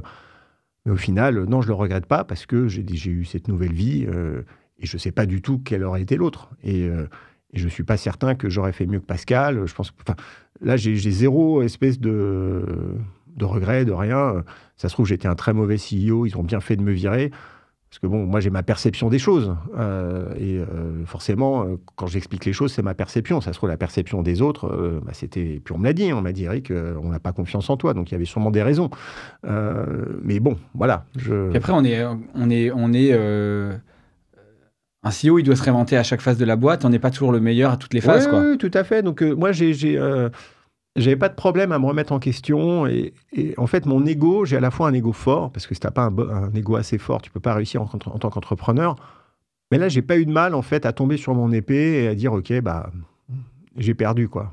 Parce que c'est aussi une possibilité. Et je me suis dit, il y aura plein de trucs à faire. Et voilà. Ça me fait du bien parce que je suis dans un moment comme ça, tu vois, donc ça me fait beaucoup de bien de t'entendre dire ça. Je me demande quand même comment est-ce que tu... En fait, j'entends du coup que toi, tu as une sorte de foi dans l'avenir où tu te dis, bon, de toute façon, là, ça va me provoquer des galères pas possibles de me battre, de lutter, etc. Ah oui. Donc, j'accepte. Je passe à autre chose. Parfois, il faut savoir renoncer, en fait. Tu n'es pas obligé de te battre comme un bourrin et aller à la mort. Parce que ça aurait été une bataille très difficile. Et je ne suis pas sûr d'avoir pu la remporter parce que déjà, physiquement, j'étais à bout. Et du reste... j'ai eu des problèmes cardiaques, je me suis fait opérer du cœur quelques mois après ça, donc ça veut dire que mon corps en fait avait pas mal lutté. Donc moi j'ai aucun problème à renoncer, j'ai aucun problème à accepter qu'il faut stopper, faire machine arrière, faire autre chose. Intéressant. Et dans ces moments-là, tout de suite, tu recherches une idée, tu avais déjà des idées de business ou est-ce que tu te dis je vais me laisser un peu de temps, je vais faire une sorte de vide fertile pour laisser émerger des choses? Ouais, ça a été... Alors déjà, j'ai été pris par mes soucis de santé. Donc assez rapidement, de toute façon, il a fallu que je me concentre sur moi-même et je n'ai pas trop pensé à d'autres choses. Et j'ai vécu quelques mois plutôt de vide total, où j'étais dans voilà, je ne pensais pas quel serait mon prochain business. Après, il y a eu le Covid. Et donc, tout était à l'arrêt, au ralenti. Enfin, il y a plein de gens qui bossaient, mais en tout cas, le fait de ne pas travailler ne créait pas de culpabilité. Donc, je me suis vraiment laissé porter. Il y a eu en même temps, en septembre, octobre de cette année-là, le tournage de Qui veut être mon associé. Donc, j'ai quand même fait quelque chose. Et il y a une nouvelle porte qui s'était ouverte et qui m'a amené vers d'autres horizons. Donc, j'avais quand même le sentiment de faire quelque chose. Mais je me suis plutôt orienté vers du travail manuel, de la menuiserie, couper du bois. Enfin, j'ai eu besoin de reconnecter en fait avec la terre, la nature, la boue. Et ça m'a fait du bien. Et après, finalement, je me suis dit que j'étais pas plus mal à pas repartir dans de la folie. Et je suis rentré moi dans ce que j'appelle ma slow life. Où voilà, c'est pas que je travaille pas, mais en fait. Ma charge mentale est vraiment ce que je vais protéger le plus et toutes mes décisions vont être prises en fonction de la protection de cette charge mentale qui est pour moi aujourd'hui vachement importante, autant que ma liberté, quoi. Enfin, ma liberté, c'est ma charge mentale. Et en fait, mon succès et ma liberté, c'est ma capacité de pouvoir dire non. Mais surtout, d'autant plus quand tu as une gare de triage qui est bien remplie, puisque maintenant c'est le cas, j'imagine, entre les propositions d'investissement, les différents business, etc. Mais c'est intéressant que tu dis ça, de t'être laissé du temps, d'avoir préservé ta charge mentale, parce qu'en effet, il y a plein d'entrepreneurs qui s'accrochent par ego, quoi, qui se disent, mais en fait, qui confondent même, j'ai envie de dire, leur identité propre avec leur boîte. Oui, c'est fascinant, tu vois. C'est-à-dire qu'évidemment qu'il y a un attachement, enfin, c'était pour moi important. Mais j'ai eu cette chance ou cette capacité de toujours être capable de prendre des décisions en retirant l'émotionnel. Je pense qu'il n'y a rien de pire que de se dire que c'est ma boîte, c'est mon bébé, enfin d'avoir des visions comme ça et de se rapprocher émotionnellement de son entreprise parce qu'il n'y a rien de bon qui peut en sortir. Et là, clairement, pour moi, ça a été important quand j'ai pris ma décision de me voir moi en tant qu'Éric et pas l'entreprise en tant que personne affective. C'est une personne morale qui vit sa vie. Il faut bien distinguer les deux. Et ce qui était important pour Ledger n'était pas la même chose qui était importante pour moi. Et cette nécessité de bien séparer les choses, elle est essentielle. Donc, c'est un message important pour les entrepreneurs, je trouve, que tu passes. Oui. Là, il faut faire très attention à ne pas confondre l'entreprise avec, je sais pas, un membre de sa famille ou une extension de soi-même. Parce qu'à un moment, il faudra prendre des décisions difficiles. Ça m'est déjà arrivé d'arrêter des entreprises dans lesquelles j'avais mis tout ce que j'avais, toute mon énergie pendant des années, parce que je pensais que c'était la bonne chose à faire. Et pour être capable d'avoir ce type de recul, il faut se séparer émotionnellement complètement. Et en même temps, c'est un peu comme, tu vois, le fait d'avoir cette énergie personnelle, une raison de vaincre, une raison de se battre, une raison personnelle de se prouver quelque chose, c'est ça qui te donne aussi le moteur de réussir. Donc c'est un peu schizophrène, tu vois, tu trouves pas ? Oui, mais tu le fais par rapport à... C'est un instrument. En fait, l'entreprise est un instrument qui te permet de réussir à aller aboutir à tes objectifs. Si après tu trouves un instrument qui est mieux, bah, tu prends l'autre. Mais ce qui compte, c'est que toi-même, en tant que personne, tu arrives à tes objectifs personnels. Après, si tu as en fait un objectif d'impact, un sens, une mission, et que l'entreprise permet de le faire, bon, tu es aligné et donc ça avance. Mais si à un moment, cette entreprise n'est plus le meilleur outil pour réussir à générer le maximum d'impact sur ta mission personnelle de vie, à en changer, c'est pas grave. Et ce qui compte, c'est que ton impact, il continue. Ou ça se trouve même, l'entreprise va continuer à avoir cet impact sans toi, et toi, tu vas faire autre chose. Et donc, il faut vraiment séparer les deux. L'entreprise n'est pas une extension de soi. Et je pense qu'il est salutaire de toujours mettre une barrière entre les deux et de mentalement pas confondre, parce que sinon, on ne sera pas capable d'avoir le recul nécessaire pour prendre les bonnes décisions. Ouais, c'est intéressant. Et en fait, toi, j'ai l'impression que tes missions de vie, en effet, ont évolué, que tu es passé d'une mission d'action, de créer de la valeur, de créer des entreprises, de créer des business, à transmettre. En fait, aujourd'hui, oui, c'est complètement ça, quoi. C'est ça. Aujourd'hui, je transmets, je crée de la valeur, en fait, en participant à d'autres histoires. Et bien sûr que c'est plus la même vie, hein, c'est la slow life. Mais du coup, parce que d'un autre côté, tu m'as dit au démarrage que tu es hyper actif et que tu cours partout et que tu as besoin de ça. Donc, ça te manque pas, tu vois, Alors, je cours partout, je fais plein de trucs, mais la différence, c'est que ma charge mentale n'est plus la même. Ouais, c'est plus la charge, la responsabilité de porter une grosse entreprise, notamment. Exactement, ça n'a les salariés, etc. Oui, tout à fait, parce que tu as quand même des responsabilités et... Là, en fait, je porte un projet, je porte des trucs, mais si dans 3 mois, je veux arrêter, j'appuie sur un bouton, c'est fini, pas de problème.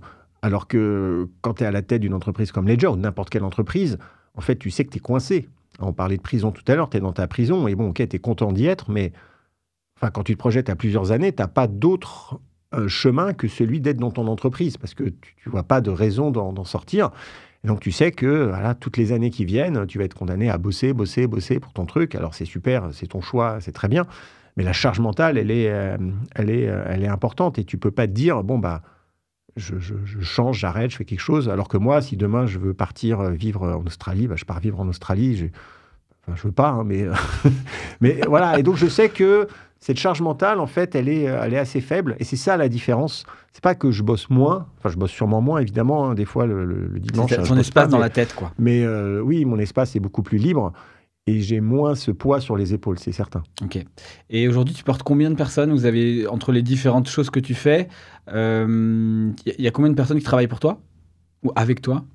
Qui travaillent pour moi ou avec moi directement, je pense une dizaine. C'est pas beaucoup. Surtout avec le domaine... d'autres activités. J'ai rencontré Kate, du coup, qui travaille avec toi sur le domaine. Tout à fait, exactement. Ouais. Et, mais après, dans les entreprises dans lesquelles j'ai investi, où je suis au board, etc., ça fait beaucoup de monde. Mais par contre, ils ne travaillent pas pour moi. Enfin, je suis assez loin. Donc, je n'ai pas du tout le sentiment qu'ils sont dans ce premier cercle. Même si j'ai pu contribuer à développer les boîtes, ça n'a rien à voir. Parce qu'aujourd'hui, c'est intéressant tu vois, quand on gère une entreprise assez importante, on a un COMEX avec des C-level, du CMO, un CFO, un directeur commercial. Voilà. Sûr, ouais. Aujourd'hui, toi, c'est plutôt quoi ? Des assistants ? Des assistantes ? Moi, j'ai plus de COMEX, j'ai plus rien, j'ai pas d'associés, rien. Et donc oui, j'ai bien sûr des personnes avec qui je travaille. Mais c'est pas... Aujourd'hui, le domaine de l'archevêque, c'est mon entreprise, mais ça n'a rien à voir. C'est pas scalable, c'est pas un truc que je vais vendre. Bien sûr. C'est plus un outil qui permet de faire ce que je fais, j'aime aujourd'hui. J'aime bien recevoir des gens dans mon domaine, créer des expériences là-bas autour de l'entrepreneuriat, autour de la crypto ici. Je fais des crypto-expériences pour expliquer le Bitcoin, expliquer l'investissement. Donc, je fais plein de choses autour de ça. Mais je suis plus dans l'entertainment, on va dire, que dans l'entrepreneuriat. Tu vois ce que je veux dire? Il y a un peu une petite différence. C'est-à-dire que c'est comme si je montais sur scène, en fait. Et donc, ça n'a plus rien à voir. Et donc, je n'ai pas besoin d'un COMEX. En fait, c'était ça, ta vocation de vie, c'était de devenir artiste ou... Peut-être. Ouais, voilà. Non, mais c'est vrai. Ouais. Aujourd'hui, en fait, peut-être que le futur de ma carrière, c'est de monter sur scène, faire des conférences, de parler, de faire de... Je ne sais pas. Xavier Niel l'a fait Il l'a fait il y a pas longtemps, à l'Olympia, tout à fait. Ouais. Et pourquoi pas? Je me laisse porter par les différentes opportunités. Je n'ai pas une vision extrêmement claire de ce que je veux faire ou pas faire. Mais la seule chose qui compte, c'est que le matin, quand je me lève, je sois heureux. Tu vois, et du reste, ça devrait être la seule obsession quelque part de tout le monde. Et après, ça se traduit par d'autres obsessions. Mais ça, c'est pour moi l'alpha et l'oméga. Là-dessus, tu as dit un truc, je me souviens, t'as vu, j'ai bien préparé mon épisode. Je m'auto-congratule de temps en temps, ça fait du bien. Tu as raison. Tu as dit à un moment donné que tu n'avais pas, enfin, tu avais sacrifié ta vie personnelle quand tu as démarré. Et tu dis, en fait, c'est obligatoire. C'est obligatoire. C'est-à-dire quand les enfants étaient petits, c'est un sacrifice facile parce que ça me posait pas de problème. Mais c'est un sacrifice, oui. Et du coup, la question c'est, faut-il souffrir pour réussir, ou en tout cas combien, enfin, tu vois, est-ce que c'est une étape obligée et dans quelles circonstances, tu vois, c'est-à-dire, en fait. Est-ce que c'était simplement parce que toi, tu voulais absolument monter une licorne et tu avais cette envie à cette époque-là, tu vois, cette envie de revanche. Et donc, en fait, c'est du sport de haut niveau. Donc, c'est le même type d'énergie. Donc, tu dois effectivement, tu vas avoir moins tes enfants, tu vas avoir moins ta femme, tu vas avoir moins tes potes, et ça, c'est normal. Ou est-ce que dans tous les cas, de toute façon, tu vois, si tu veux réussir... ou est-ce que, parce qu'aujourd'hui, il y a tellement cette mode aussi d'équilibre pro-perso, même chez les dirigeants. C'est un choix personnel, mais pour moi, c'est évident, no pain, no gain. C'est-à-dire que si tu n'es pas prêt à tout perdre, tu ne peux pas tout gagner. Et je ne vois pas comment un entrepreneur, en fait, qui est dans l'obsession de son entreprise, puisse avoir un équilibre. Pour moi, il n'existe pas d'équilibre pro-perso. Il n'y a pas d'équilibre. Non, c'est le pro. Et le perso, ok, tu essaies de le gérer comme tu peux, mais il n'y a pas d'équilibre. Et ça, je ne comprends pas, en fait. Comment est-ce qu'on peut aller chercher un équilibre pro-perso en étant entrepreneur? Ça, je ne comprends pas. Après, on peut tout imaginer, et bien sûr que tu fais tes trucs, pourquoi pas, mais en fait, il y a une détermination, une envie, une rage, une volonté, mais qui est tellement forte, qui part des tripes, que je ne comprends même pas comment il est possible, un vendredi soir, à 19h, d'arrêter de bosser, tu vois. Non, tu continues. Parce qu'en fait, t'aimes ça, t'as envie, tu veux y aller, il n'y a pas d'autre alternative. Et donc, c'est même pas un choix, en fait. C'est une évidence. Et c'est même pas que tu sacrifies ta vie. C'est que tu donnes ta vie, en fait, pour ta mission. T'es missionnaire, quoi. Ouais, t'es en mission. Et certes, oui, il y a un sacrifice et tu vois pas tes amis. Mais en fait, c'est un choix. Tu vois, c'est pas comme si tu te fouettais, tu disais, putain, je vais aller voir mes amis. Non, travail, non. Non. Mais non. Oui, t'es heureux. T'es heureux, et c'est plutôt quand on me dit, allez, attends, il faut aller voir les potes. Je dis, mais non, mais laissez-moi tranquille. Donc, bien sûr qu'il y a des moments où il faut quand même, parce que vraiment, tu peux pas être 24 sur 24 tout le temps, 7 jours sur 7, 365 jours par an. Donc, il y a des moments où tu fais d'autres trucs, mais à 95%, en fait, tu es dans l'obsession totale du travail. Et moi, tous les entrepreneurs que je connais, ils sont comme ça. En tout cas, tous ceux qui veulent réussir et vraiment marquer leur génération et vraiment construire quelque chose d'énorme, ils sont dans l'obsession totale de leur entreprise. Et donc, l'équilibre vie pro, vie perso, la poubelle. Hein. Je veux dire, après, tout est possible. Et moi, il y a des entrepreneurs dont leur objectif est d'avoir un équilibre. Super, très bien. Enfin, ça me va très bien. Moi, je n'ai pas du tout de critique à faire par rapport à ça. C'est juste pour moi un schéma mental différent, c'est une approche différente. C'est des ligues en fait. L'entrepreneuriat, c'est un peu comme le football quelque part, tu vois. Oui, tu as la Ligue des Champions. Si tu veux faire la Ligue des Champions et si tu veux être Cristiano Ronaldo, il va falloir t'imposer une discipline. Oui, c'est ça, une discipline de fer. Et c'est une discipline qui vient tout seul parce que de toute façon, c'est ton objectif de vie. Il n'y a rien d'autre qui compte. Donc, tu te consacres entièrement à ton objectif. Et tu vois, quand même, on dit souvent les seules personnes qui se souviennent que tu travaillais tard le soir, c'est tes enfants. Tu penses pas qu'on peut avoir des regrets là-dessus après? Sûrement. Moi, j'ai eu cette chance aussi, en quittant Ledger, de pouvoir voir mes enfants et de passer du temps avec eux. Ils étaient encore petits, donc j'ai pu bien les voir, passer du temps. Et même quand je travaillais beaucoup, je racontais des histoires le soir. Enfin, j'essayais quand même d'avoir un minimum de contact avec eux. Donc, je n'étais pas non plus le père absent qu'on voit jamais, tel qu'on pourrait se l'imaginer. C'était pas comme ça. Je pense que j'avais quand même une vraie relation avec mes enfants. Mais quel âge ils ont aujourd'hui? Aujourd'hui, ils ont 16, 15, 11. Oui. Donc, ils sont encore, enfin, ils sont ados. Mais bien sûr que j'imagine qu'on peut avoir des regrets si on passe à côté surtout ses enfants. C'est très très différent de ses amis. D'accord. Et donc moi je suis heureux parce que j'ai pu avoir les deux. Et donc dans un cas où si j'avais continué Ledger, je pense que j'aurais moins vu mes enfants. Je pense que je les aurais vus quand même. Ça aurait été différent. Après, je me pose pas beaucoup de questions. Je suis pas trop le genre à intellectualiser, à me dire ici et machin. Tu suis ton instinct. Je suis mon instinct et je refais pas le match. Donc, je passe à peu près 0 temps à me dire si j'étais resté chez Ledger, enfin voilà, c'est m'en fiche, c'est pas un sujet. De toute façon, je suis pas resté, donc à quoi bon. Qu'est-ce que tu penses que tu as encore à te prouver après autant de réussite? Ou quels sont encore tes rêves, en fait, peut-être plutôt? Ouais, mes rêves. À part que le Bitcoin atteigne $1 million, ça on a compris. Oui, bon, enfin, c'est un rêve, on va pas appeler ça un rêve, parce que de toute façon, si ça arrive, ce serait sympa, mais on peut pas qualifier ça de rêve. C'est pas suffisamment... Ça dépend pas beaucoup de toi. Ça dépend pas beaucoup de moi, exactement. Non, je pense que si j'avais un rêve ou quelque chose à poursuivre, ce serait plus une carrière artistique, on va dire. Ouais, vraiment changer, pas revenir dans l'entrepreneuriat, reconstruire un truc, je pense pas. Mais si un jour je peux monter sur scène, faire des choses comme ça, je pense que ça me plairait, tu vois. J'en suis pas au point à tout faire pour y arriver, parce que c'est pas non plus un rêve absolu, une obsession. Mais je sais que par exemple, j'aime beaucoup faire de la télé, qui veut être mon associé. J'aime beaucoup faire des conférences, parler, échanger. J'aime beaucoup faire mes masterminds. Donc, en fait, c'est de l'échange.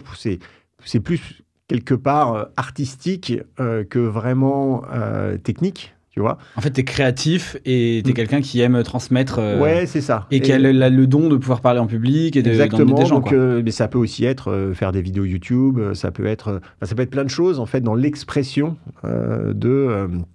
d'éléments que j'aurais envie de transmettre. Donc, on verra. C'est peut-être dans cette direction que je vais évoluer par la suite. Ça me fait penser à la chanson de Daniel Balavoine, tu sais, j'aurais voulu être un artiste. Ouais. Qui est une très belle chanson, je la trouve très touchante. Tout à fait, mais pourtant je me le suis jamais dit. J'ai pas passé toute ma vie à me dire j'aurais voulu être un artiste parce que en fait j'ai jamais pensé à ça. Mais là, à ce stade de ma vie, alors un artiste, attention, c'est un bien grand mot, mais voilà, de m'exprimer de toute façon de manière un peu différente que de m'exprimer via le leadership, le management, et donc de rechuter dans l'entrepreneuriat le plus fou. Ouais, mais, de toute façon, et en vrai, il y a beaucoup de politiques. Je sais pas pourquoi, là, je pense à Eric Dupond-Moretti qui monte sur scène en ce moment. Enfin, il y a plein de gens qui font des carrières comme ça, des doubles carrières. Exactement. En fait, il faut rien s'empêcher. Ah non, ça c'est sûr. Et en tout cas, je pense que ça me ferait marrer. Comme Bernard. Ouais, ça me ferait marrer. Et en général, je fais beaucoup mes choix par rapport à ce qui va me faire marrer, en fait, ou là où je vais prendre du plaisir et là où il peut se passer des choses un peu rigolotes. Non, je voulais te parler aussi de la gentillesse, en fait. J'ai envie de parler de ça parce que je trouve que y a beaucoup d'entrepreneurs, quand ils ont beaucoup de réussite, qui vont être très dominants, tu vois, qui peuvent être leur objectif, ça va être de gagner tout le temps, de gagner beaucoup d'argent, de gagner dans leurs relations, de remporter, d'être un alpha, quoi. Oui. Voilà. Et j'ai le sentiment qu'il y a beaucoup aussi d'entrepreneurs très successful. Les vrais entrepreneurs très successful, c'est aussi des gens très gentils. Tu vois, toi, par exemple, t'as pas beaucoup d'intérêt à venir dans mon podcast. Bon, j'ai une audience d'entrepreneurs qui pourraient. Je suis là pour qu'ils viennent tous dans le mastermind, tu vois. Bien sûr, mais tu vois, je suis pas. Tu passes sur Legend que j'ai écouté. Oui. Beaucoup plus gros, tu vois, donc... pour le moment. Ouais, pour le moment, écoute, j'espère. Tu vois ce que je veux dire. Oui. C'est quoi le pouvoir de la gentillesse pour toi ? Le pouvoir de la gentillesse, Et de l'éducation, d'ailleurs, ça devient d'où, tu vois? Parce que moi, je te caractérise comme gentil, peut-être que tu te considères pas comme gentil. Non, mais... je pensais être gentil, et moi, je suis un gentil naïf. Tu vois, j'ai toujours été comme ça, et j'ai trouvé que ma naïveté m'a apporté plus de choses que jouer des tours. Évidemment que ça m'a joué des tours, mais je pense que c'est bien d'être naïf. Et quand tu es naïf, en fait, tu es gentil, forcément. Tu vois. Même si parfois, je me suis sûrement très mal comporté. Enfin, là, il n'y a pas de problème. Mais cette gentillesse, je ne sais pas d'où elle vient. Peut-être l'éducation, mais peut-être mon caractère. Je suis quelqu'un de plutôt calme, posé. J'aime pas trop le conflit. J'aime pas vraiment partir dans des batailles. J'ai plutôt tendance à les fuir. Et donc, oui, je me retrouve bien dans cet état d'esprit. Et même si j'aime gagner, j'aime remporter. On peut réussir en étant gentil, tu penses? C'est ça la question. Oui, bien sûr. Oui. J'ai sûrement fait des choses pas très propres, des trucs pas très bien. J'ai sûrement trahi des gens dans ma carrière, mais j'ai pas le sentiment d'avoir planté des coups dans le dos, des couteaux dans le dos de tout le monde, de m'être fait en fait en écrabouillant les autres. En tout cas, c'est pas ma perception des choses. Et je pense que la plupart des gens avec qui j'ai travaillé, et si on demande à n'importe quel salarié ou autre, va se dire ouais, Eric, il est plutôt gentil, bienveillant, et j'ai plutôt un style de management et de leadership basé sur ces valeurs-là. Et oui, ça marche. Peut-être qu'il y a des limites, mais en tout cas, ça fonctionne. Et ce qui est certain, c'est qu'on n'est pas obligé d'être un gros bâtard pour réussir. En tout cas, je pense pas. Et non, pas du tout. Et en même temps, tu sais, on dit que... moi, il y a une expression dans le management que j'aime bien qui dit quand je te protège, je te limite. Et donc le fait qu'il y a beaucoup aussi dans cette tendance de management bienveillant, etc. Oui, tout à fait. Il y a beaucoup de managers qui ne vont pas oser dire les choses, et c'est au dernier moment, quand ça va être la catastrophe, qu'ils vont annoncer. Et du coup, c'est beaucoup plus violent pour les personnes. Tu vois, moi, je me suis fait virer comme ça dans mon premier stage chez The Family, où en fait, on m'a pas fait de poids de management pendant 5 mois, et puis du jour au lendemain, on m'a dit en fait. Désolé, ciao, quoi. Et du coup, je me suis dit, ma revanche, c'était de monter un club d'entrepreneurs parce que je me suis dit, je rêvais de bosser chez The Family. On m'a fait ça et j'ai perdu toute confiance en moi. C'était atroce, tu vois. Donc, comment est-ce qu'on fait pour. Toi, c'est quoi le bon rapport entre la gentillesse, la clarté? Qu'est-ce qu'on doit aux gens quand on manage, quand on est dirigeant d'entreprise? La différence, c'est simple, c'est avoir du courage. Pourquoi est-ce qu'on ne dit pas les choses aux gens? C'est qu'on manque de courage. Et c'est pas qu'on est méchant, on n'est pas méchant, c'est pas le sujet. Quelqu'un qui est toujours très énervé, en fait, qui est en colère et qui donc aura des aspérités et qu'on va considérer comme méchant, en fait, la différence, c'est que lui, finalement, il a ce courage qui est amené par cette colère. Et le colère amène l'empressement, et l'empressement amène de dire, écoute, franchement, là, ça va pas du tout, t'es comme ci, t'es comme ça. Et donc, ce qui est pas plus mal, parfois. Parce que, évidemment, la gentillesse, la bienveillance amène à parfois la lâcheté. Parce qu'on a envie d'être gentil, parce qu'on en veut que les gens nous aiment bien, et donc on est lâche. Tu vois, et donc on est lâche, et donc on va pas dire les choses, parce que c'est pas facile d'avoir un one-to-one, et dire attends, tu fais les choses comme ça, c'est pas bien, parce qu'on est lâche. Tu vois, et donc c'est ça, la variable d'ajustement, c'est le courage. Donc on peut être très bienveillant, gentil, mais en même temps avoir le courage de dire des choses qui vont fâcher, qui vont pas forcément être bien reçues. Mais c'est aussi indispensable parce que, bien sûr, que si on ne dit pas ces choses-là, il ne peut pas y avoir d'avancée et ça se termine sur un moment difficile où là, on se dit non, là, c'est trop, tac, on va arrêter, c'est plus simple. Et donc, pour moi, c'est le courage, en fait, la variable d'ajustement. Et tu disais un truc là-dessus qui était qu'il faut très vite se séparer des personnes toxiques. On ne peut pas tirer tout le monde vers le haut et qu'en fait, au bout d'un moment, on va juste se perdre et en plus, ça sert à personne, en fait. Et je trouve que c'est compliqué. Tu vois, moi, par exemple, je gère un club d'entrepreneurs. Parfois, il y a des égos. Il y a des gens, parfois, je me dis, mais en fait, je pense à un, là, parfois, il est assez violent, et je pense qu'il a un bon fond, tu vois, mais sa nature, c'est d'être rentre dedans, d'être parfois un peu humiliant, des choses comme ça. Et je me dis, mais quand est-ce que c'est la limite, en fait, tu vois? Quand est-ce qu'on tranche, surtout dans le business où parfois, tu vois, il y a des intérêts réciproques, toi, tu fais partie de board, tu fais partie de choses comme ça, donc il y a des intérêts parfois qui sont business qui peuvent être désalignés avec le sentiment humain. Donc comment est-ce que tu prends ces décisions? Alors, je pense qu'il est salutaire de se débarrasser de ces mauvais clients, de ces mauvais partenaires, parce qu'en fait, souvent, tu as 20% des clients partenaires qui t'emmènent 80% des emmerdes. Donc, il faut réussir à le reconnaître et accepter de perdre du chiffre d'affaires. Tu vois, forcément, parce que oui, les intérêts business sont forcément désalignés par rapport au ressenti. mais on va peut-être perdre un peu de chiffre d'affaires, mais on va gagner énormément en charge mentale. Donc là, c'est une équation à faire. Déjà, il faut se rendre compte et isoler ses clients, ses partenaires on va dire, qui sont toxiques ou qui sont chiants ou qui peuvent aussi, quelque part, dans ton cas, tu vois, faire du mal à ton groupe. Parce que peut-être qu'il est toxique sur les autres et qu'après, les gens vont se dire « Ah, je ne vais plus venir ». Tu vois, parce qu'il faut aussi penser au groupe lui-même. Et il ne faut pas avoir cette peur, en fait, de perdre du revenu par rapport au business. Parce que parfois, il y a du revenu qui coûte trop cher et qui ralentit. Et c'est salutaire, je pense, de faire le tri et le ménage. On paye toujours plus tard, en fait. Ouais, l'addition, elle arrive plus tard. Et c'est pour ça que si tu gardes quelqu'un, un employé, ça va pas, tu le gardes quand même, parce que quand même, il est sympa, il est gentil, l'addition, elle va... il est bon, mais c'est ça, parfois. Brilliant asshole, on disent les Anglais. Ouais, alors, et les divas, oui, c'est ça. C'est-à-dire, les divas, l'addition, elle arrive à un moment, et là, tu la payes très cher, parce que tu t'es mis dans une situation où tes pieds et poings liés par rapport à une personne qui va te détenir des choses qu'elle ne voudra pas lâcher, et qui va ensuite dicter la manière dont tu vas devoir, qui va prendre en otage en fait ton entreprise. Donc là, l'addition, elle est lourde. Donc là-dessus, toi, tu écoutes ton instinct, tu te dis, là, mon feeling me laisse penser que c'est pas bien, il faut que je coupe avec cette personne. Et tu le fais direct ? Moi, je le fais direct et j'ai souvent été assez aidé dans mon parcours de vie puisque j'ai fait des business qui étaient dans des domaines qui étaient un peu particuliers. Et ça aide vite à faire sortir les gens du bois. Et donc, je vois comment ils se comportent. Et là, c'est très facile. Et donc, ça trie en fait assez facilement sur l'environnement.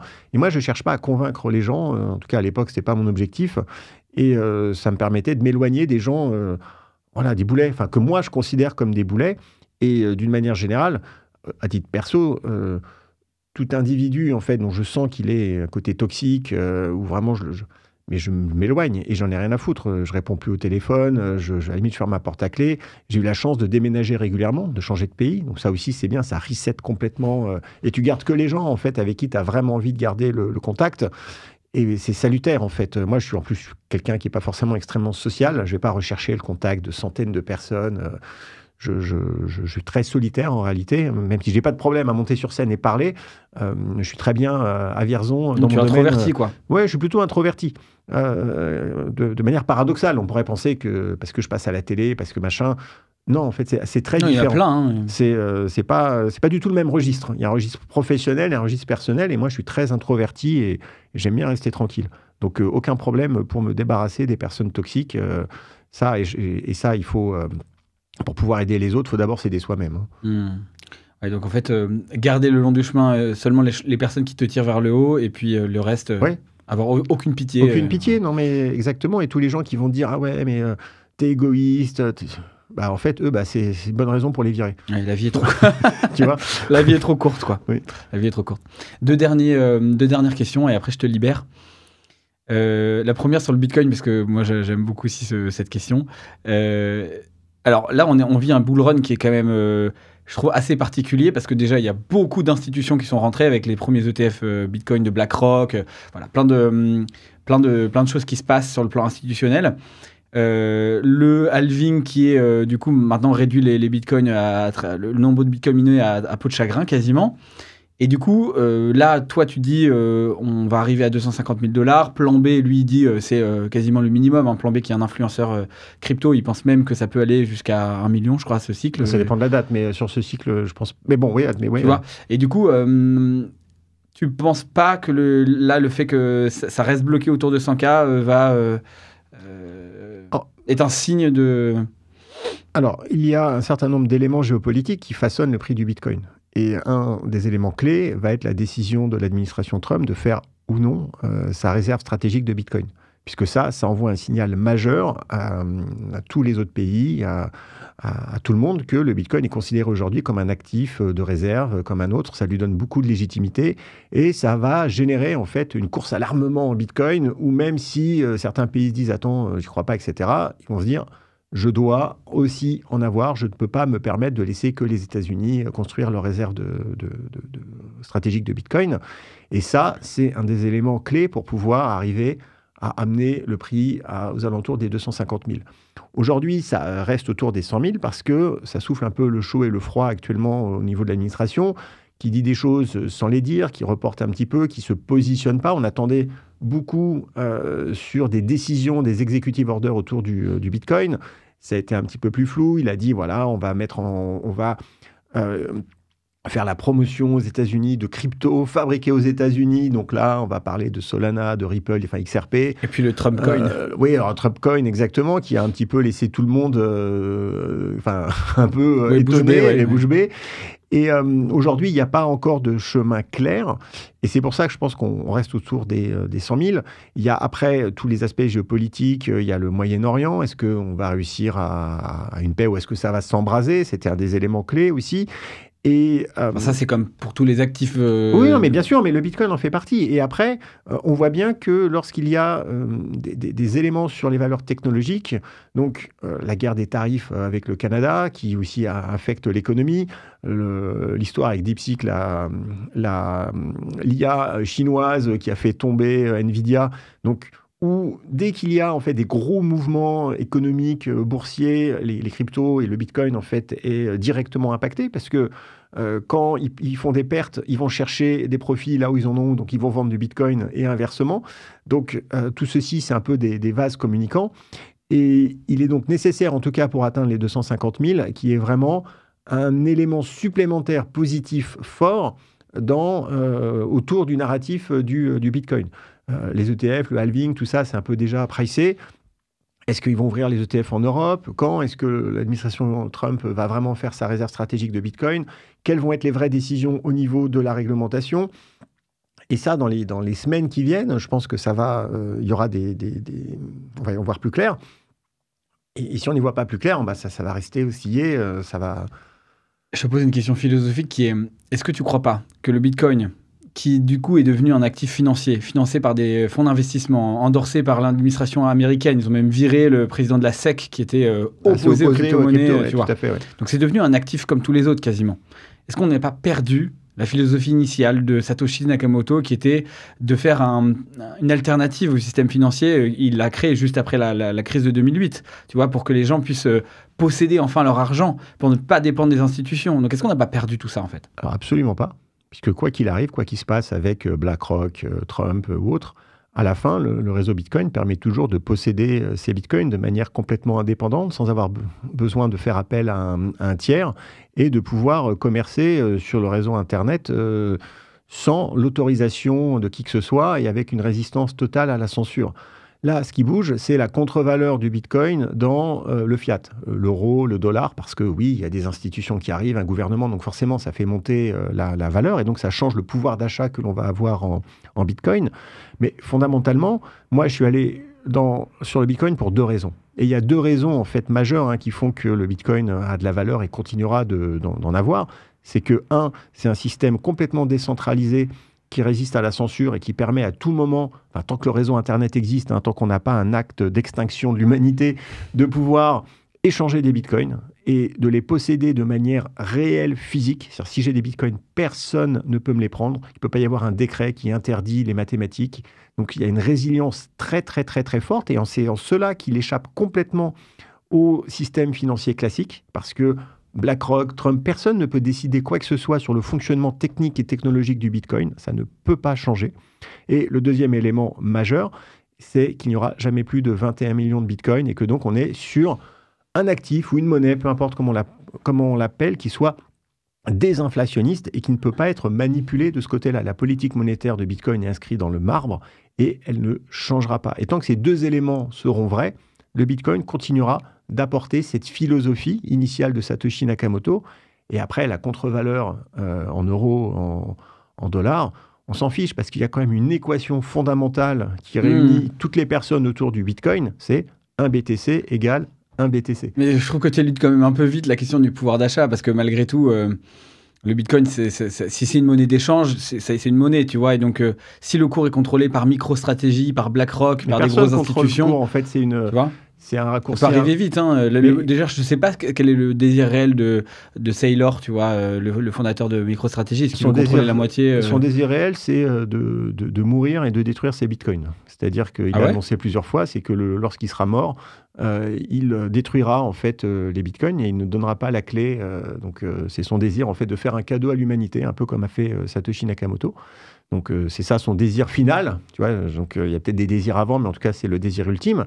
Et après, BlackRock ne contrôle pas le prix du Bitcoin. C'est-à-dire que ce n'est pas eux qui achètent, qui vendent. Déjà, ce n'est pas leur Bitcoin. Hein. Ils achètent, ils vendent quand il y a des clients qui leur demandent d'acheter et de vendre. MicroStrategy, lui, fait que acheter, il ne vend pas.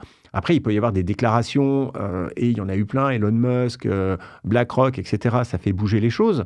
Et donc, il y a beaucoup de volatilité. Mais après, plus le temps passe, moins le discours des personnes type BlackRock, moins ils ont de l'importance. Aujourd'hui, pour qu'il y ait un événement majeur, le seul discours qui peut faire bouger les choses, c'est un Trump qui dit, ou les États-Unis qui dit on va faire une réserve de valeur Bitcoin. Et là, on est quand même sur des niveaux assez élevés en déclaration.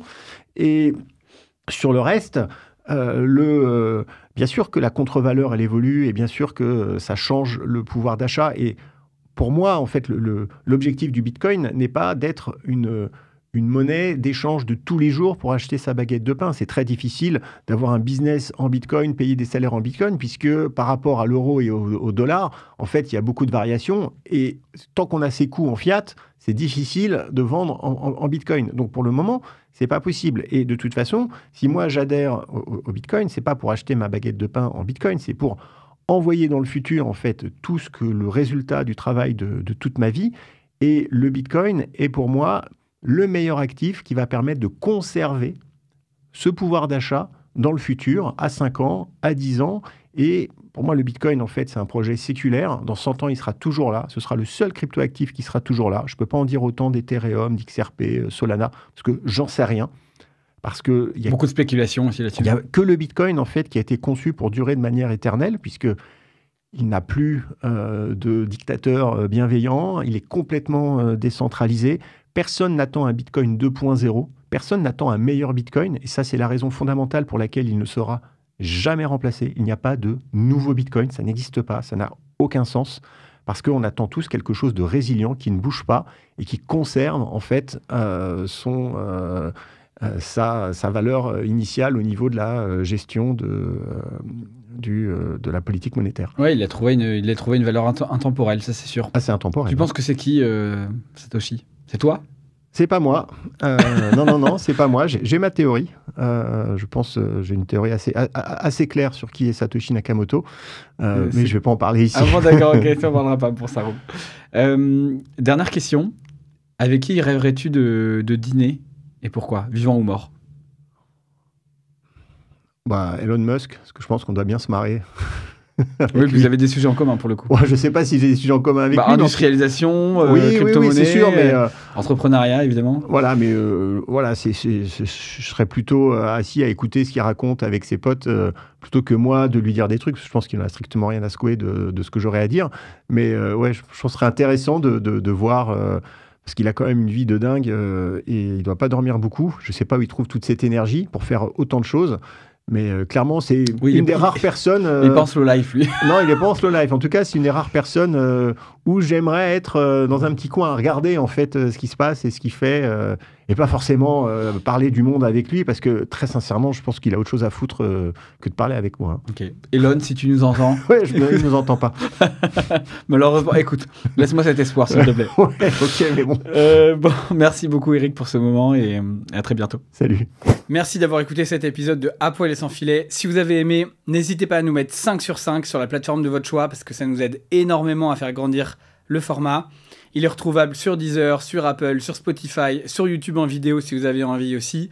Donc n'hésitez pas à partager, à nous mettre 5 sur 5, ça nous aide. Et surtout, à très bientôt pour le prochain épisode.